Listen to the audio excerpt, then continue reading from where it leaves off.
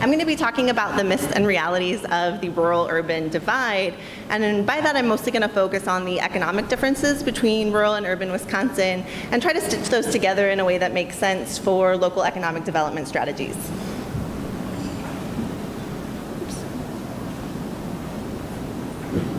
Switch tools here. There we go. So I want to start by first defining what I mean when I say rural and what I mean when I say urban. I'm using federal definitions. So when I say urban, I'm primarily talking about our counties that fall in a metropolitan statistical area. Those are going to be the counties that are the very darkest blue. And then pretty much everywhere else is rural. So this is going to be a pretty generous definition of rural areas, but you'll see that almost everything in the very lightest blue and the mint green are going to be what I consider rural Wisconsin. So first I'm showing you a graph that is very similar to what Kathy Kramer showed you in terms of what's happened with job growth in rural versus urban Wisconsin specifically. And you'll see that I'm using 2007 as a baseline, so that's basically what I'm calling 100%, and how it's changed with the Great Recession and how it's come back. And what you'll see is that in rural Wisconsin, these counties were actually hit harder during the recession, and their recovery has been less robust. They have yet, with the most recent data I had available, had yet to recover back to their employment levels from before the recession, whereas our urban Wisconsin counties have actually recovered and then some. So I think looking at sources of earnings can help us understand maybe what's part of what's going on in rural Wisconsin. Here I'm showing sources of earnings by sector. So we start off by looking at education, health, and other services. When I say other services, I'm talking about accommodation, restaurants, tourism, things like that. Those are about even between rural and urban Wisconsin. The first big difference we see is in manufacturing. Rural Wisconsin relies more on manufacturing. And I think that might be part of the story in terms of the less robust jobs recovery from the recession. Because manufacturing is facing these pressures of globalization, it's also gotten much better at doing what it does in terms of it can do more with less labor. So these manufacturing companies are not going to be the same source of employment that they have been historically. Similarly, there's a difference in the public sector, that our rural Wisconsin communities rely more on the public sector as a source of earnings, and I think that you can see that when you drive through. I know it's true even in my very small hometown that the schools, the post office, the road department, these are really important employers in our rural communities. Producer services, much more of an urban success story here, and I think that's just because these are things like accounting, legal services, advertising. These are businesses that need lots of other businesses to be successful, so they tend to go to large urban markets. And then we have agriculture and mining. And what's interesting to me about this, and maybe not news to any of you in this room, is that agriculture, of course, is a much larger source of earnings in our rural communities than in our urban settings, but still just about 5% as a source of earnings. So what that points to for us, I think, is that rural economies are really very diverse. And when we think about rural economic development, we're going to have to think about where opportunities might show up across sectors. I think this approach to economic development, about thinking about all sectors of the rural economy, makes sense even for farm households. If you look at the two middle categories here of farms between $10,000 and almost $1 million, we have large shares of income coming from off-farm sources. So even for our farm households, the rest of the rural economy is really important. So again, I think this makes sense to think about rural economic development with a really holistic approach. So that said, thinking about rural economic development and where those opportunities might be, I think it's tempting to think about historical strengths. And we want to look to those industries again. And in a lot of Wisconsin, that could be manufacturing. And Wisconsin manufacturing is a success story in terms of productivity and output. We've seen really amazing growth in terms of, again, output and productivity, but they're doing it with less labor. And so here I'm showing the decline in employment since 1990, and you see that in Wisconsin, as well as the United States at large, that manufacturing is just not the source of employment that it once was. That makes strategies that focus on recruitment really challenging. So in my hometown, we lost our aluminum plant. That was a major employer, and we spent a lot of time trying to get a plant to replace it. And even 2 decades later, we still don't have one. And now I know that that's because, for the most part, very few firms ever move. So for the typical rural community, to get a large plant to come in and provide a lot of jobs, for most communities, that's a very slim chance of happening. So here I'm showing that just a very small portion of large businesses are ever going to move. And those that do move are going to move a pretty short distance. These are going to be businesses that maybe outgrew their facilities and they're just going to go across town. Only the very small share in green are interstate movers. So where can we look in terms of thinking about economic development? Where are the jobs coming from?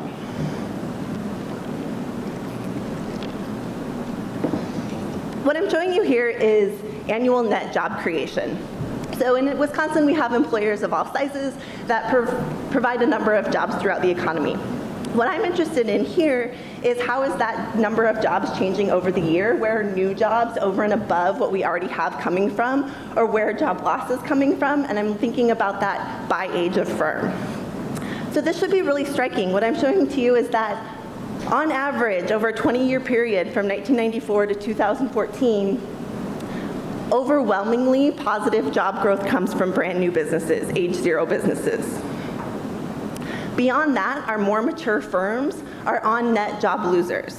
So they're important sources of employment, but new jobs, again, over and above what we already have, are coming from entrepreneurs who are starting new businesses. And this is a really persistent trend. So here I'm showing you basically the same information by year. And we're seeing that the positive job growth in blue is from new businesses, so that's above the 0 threshold.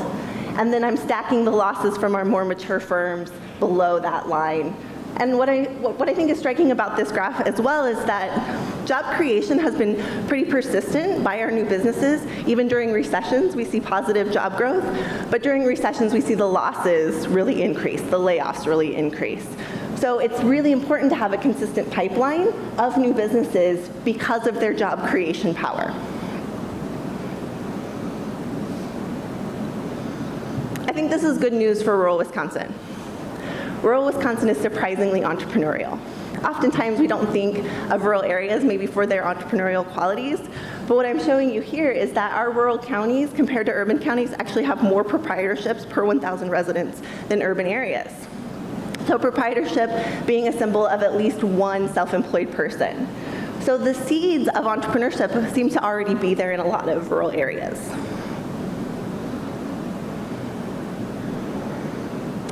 That's showing up in terms of business survival as well. So here I'm showing you the 5-year business survival rate for businesses that were born between 1990 and 2007. So of all the businesses that were born during the 17-year time period, how many of them survived to be 5 years old?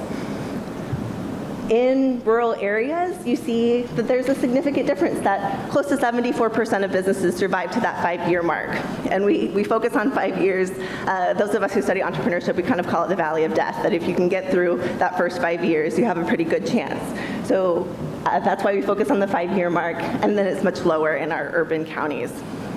And I think part of that is because in rural economies, particularly given the circumstances where job growth hasn't been as robust, we've seen people have to be a little bit resourceful. They're having to come up with jobs for themselves rather than look to employers the way they maybe have been able to in the past. So I think this speaks to a resourcefulness. I think this speaks to a certain stick-with-itness that we have in rural communities.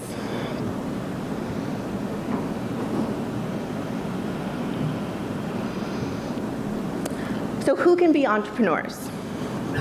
This chart is a little bit, I probably made it a little too difficult, but oftentimes rural communities are labeled as being undereducated or less educated than their urban counterparts. I want to push back on that because they're only looking at half of the equation to say that. It doesn't matter just the skill level of the population. What also matters is what's required by employers.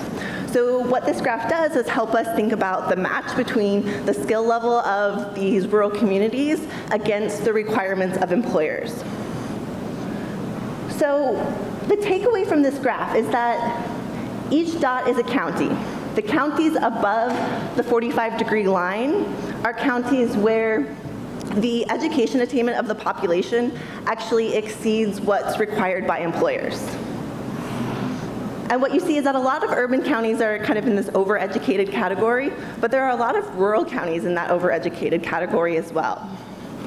So what this means is that we have a lot of people whose skills maybe exceed what's required of them by the job offerings in their community. So they're underemployed.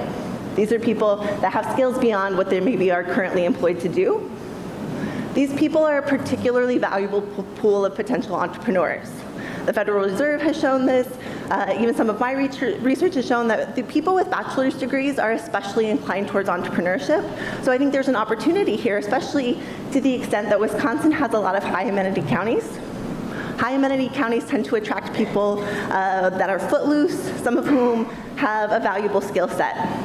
So they come to rural communities and maybe they're prepared to create a job for themselves.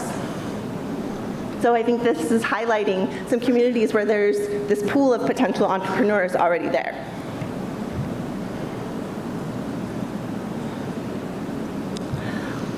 As a second component of the who can be entrepreneurs question, I have here the share of county population foreign-born by rural-urban continuum code. So again, our blue, the counties represented by blue are most urban, orange most rural. And I focus on foreign-born populations because they're especially entrepreneurial. Foreign-born populations are about twice as likely to become entrepreneurs as native-born populations. So places like California, places like Florida really benefit from having these large foreign-born populations. Wisconsin is not close to the coast, it's not close to a southern border, so we just don't have those same population shares that other states do.